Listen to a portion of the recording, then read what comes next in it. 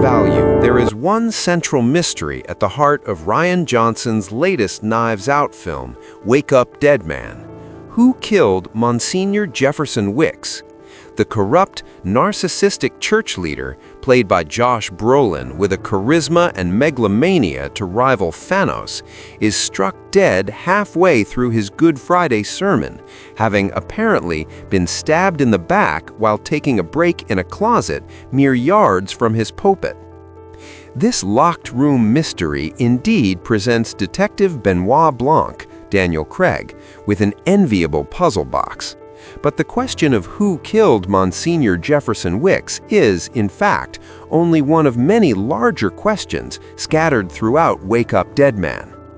The third and best of the Knives Out pictures concerns itself not merely with the mechanics of a murder, but with the larger mysteries of life, death, faith, and redemption. To underscore the complexity of these more existential questions, the murder mystery itself is a deliberately tangled one. As Johnson told Netflix's Tudum, this was the hardest script I have ever had to write, not only because of the intricacy of Jefferson's murder, but because the story itself was so personal and meant so much to me.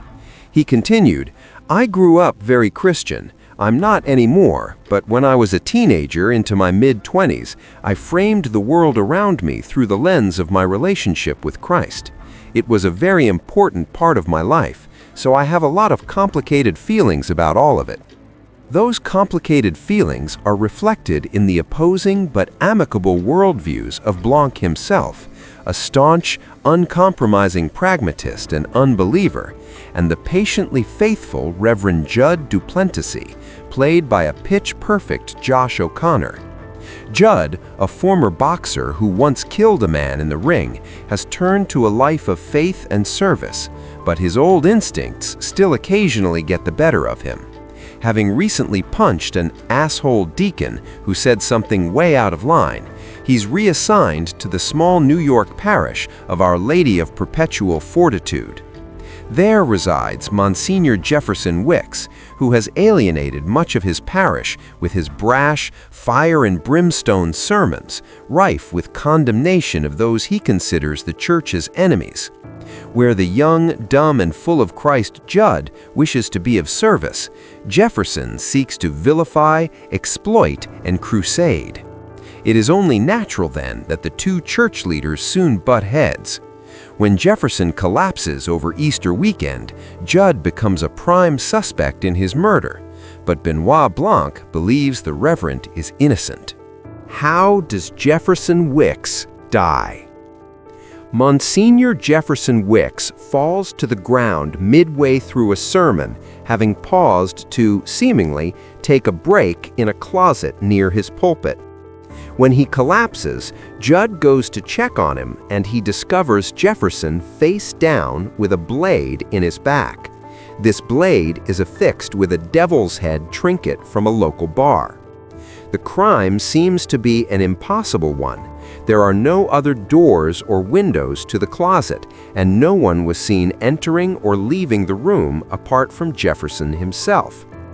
Eventually, we learn that Jefferson drank from a flask laced with a tranquilizer, leading to his collapse. Then he was stabbed after his body was already discovered with a fake wound.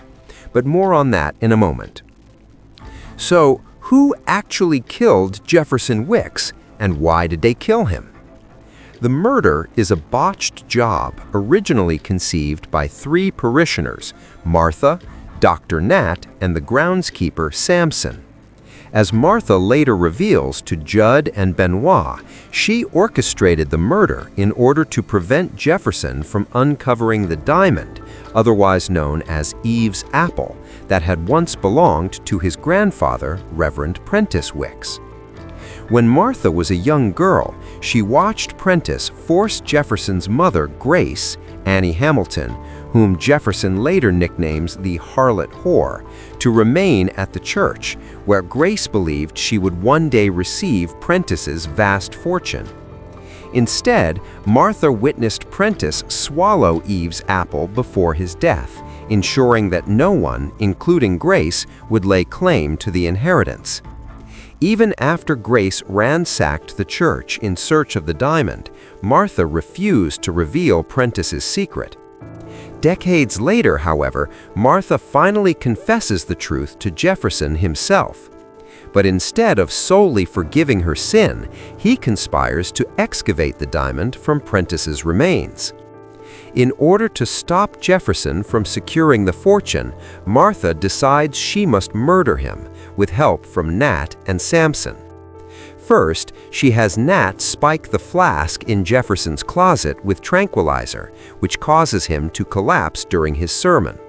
Using a remote control device, she triggers fake blood to spurt from Jefferson's robes, in which she also concealed the devil's head trinket affixed to a blade. When Nat pretends to examine Jefferson's body after Judd discovers it, he secretly swaps out the trinkets and actually stabs Jefferson, killing the Monsignor in the process. Next, Martha, Nat, and Samson stage a resurrection, which Martha hopes will inspire more congregants to join Our Lady of Perpetual Fortitude. Samson agrees to be entombed in the Wicks mausoleum so he can recover Eve's apple from Prentice's corpse. Then he exits the tomb wearing Jefferson's garments, making it appear as though Jefferson has risen from the dead. This is the supposed miracle Judd witnesses in the graveyard before he's knocked out. But Nat betrays Samson, killing him and stealing the diamond for himself, then framing Judd for the murders of both Jefferson and Samson. Martha stops Nat before he can get away with it. Tricking him into drinking a cup of poison the doctor had poured for her, Martha then puts Nat's corpse into the tub of acid that Judd and Benoit later discover. Finally, Martha swallows the remainder of the poison, but she does not die from its toxic effects until after she's confessed the murder and prayed for forgiveness for herself, the church's congregants, and for Grace. As Martha takes her last breaths and lets go of Eve's apple, Judd grants her absolution and forgiveness.